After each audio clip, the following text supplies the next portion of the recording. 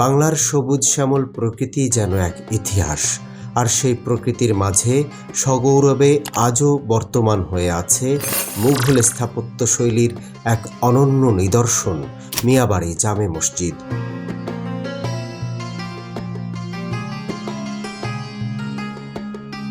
প্রায় ৩০০ থেকে মতান্তরে ৭০০ বছরের পুরনো এই মসজিদটি কেবল একটি ধর্মীয় উপাসনালয় নয়, বরং ইতিহাসের এক জীবন্ত দলিল। আজকের পর্বে আমরা জানব এই ঐতিহাসিক মসজিদের আদ্যোপান্ত।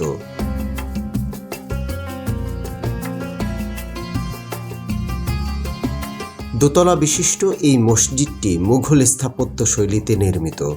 মসজিদের মেম্বার, গম্বুজ, দরজা জানালার পরতে পরতে দৃষ্টিনন্দন কারুকাজ আপনাকে মুগ্ধ করবে। মসজিদের ছাদে রয়েছে 3টি বিশাল আকার গম্বুজ। মাঝখানের গম্বুজটি আকারে কিছুটা বড়। এছাড়া চারপাশে রয়েছে 8টি বড় এবং 12টি ছোট ছোট দৃষ্টিনন্দন মিনার।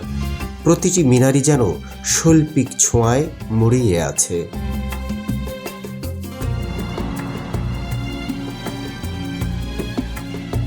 মসজিদের নিচতলায় রয়েছে বেশ কয়েকটি কক্ষ। কি কাজে ব্যবহৃত হতো তা জানা যায়নি, তবে বর্তমানে কক্ষগুলো মাদ্রাসা হিসেবে ব্যবহৃত হয়। মসজিদের মূল নামাজ ঘর দোতলায়। মুঘল আমলের সেই কারুকার্য খচিত গম্বুজ, দেয়াল নকশা এবং সুউচ্চ মিনারগুলো আপনাকে নিয়ে যাবে কয়েকশো বছর আগের সেই প্রাচীন বাংলায়। সম্প্রতি সংস্কার করার ফলে মসজিদটি নতুন রূপ ফিরে পেলেও এর মূল কাঠামো অপরিবর্তিত রাখা হয়েছে।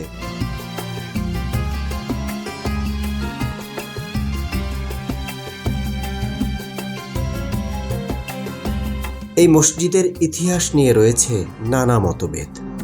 উইকিপিডিয়ার তথ্য মতে হায়াত মাহমুদ নামে এক জমিদার এই মসজিদটির প্রতিষ্ঠাতা।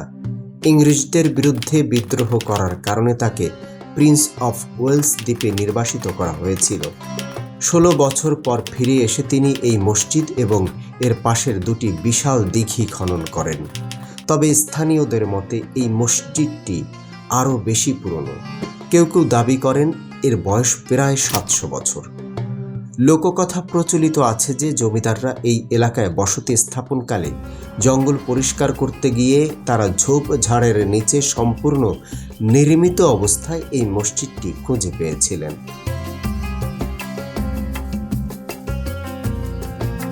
মসজিদটি দোতলা বিশিষ্ট। এর প্রধান সিঁড়ির নিচে 2টি প্রাচীন কবর রয়েছে।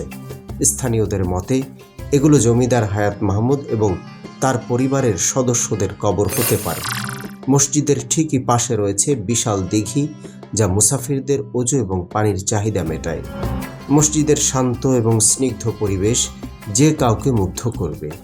মসজিদের মূল অংশ ও বাইরের বারান্দায় একসাথে প্রায় 250 থেকে 300 মুসল্লি নামাজ আদায় করতে পারেন। বর্তমানে এই মসজিদটি আহমদ আলী মিয়া ওয়াকফ এস্টেটের আওতাধীন এবং মিয়াবাড়ির অধস্তন উত্তরসূরিরা অত্যন্ত যত্নের সাথে রক্ষণাবেক্ষণ করছেন।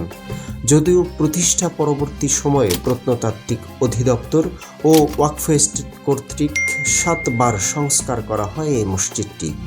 বাংলাদেশ প্রত্নতাত্ত্বিক অধিদপ্তরের অধীনে কার্যকর তালিকাভুক্তি এবং সরকারিভাবে রক্ষণাবেক্ষণ করার দাবি রয়েছে এলাকাবাসীর।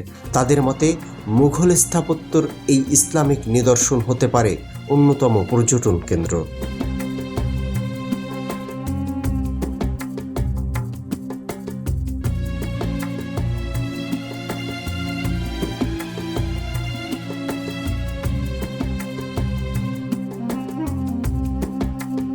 যান্ত্রিক জীবনের ক্লান্তি দূর করতে কোনো এক বিকেলে আপনিও ঘুরে দেখে আসতে পারেন এই ঐতিহাসিক করাপুর মিয়াবাড়ি জামে মসজিদ।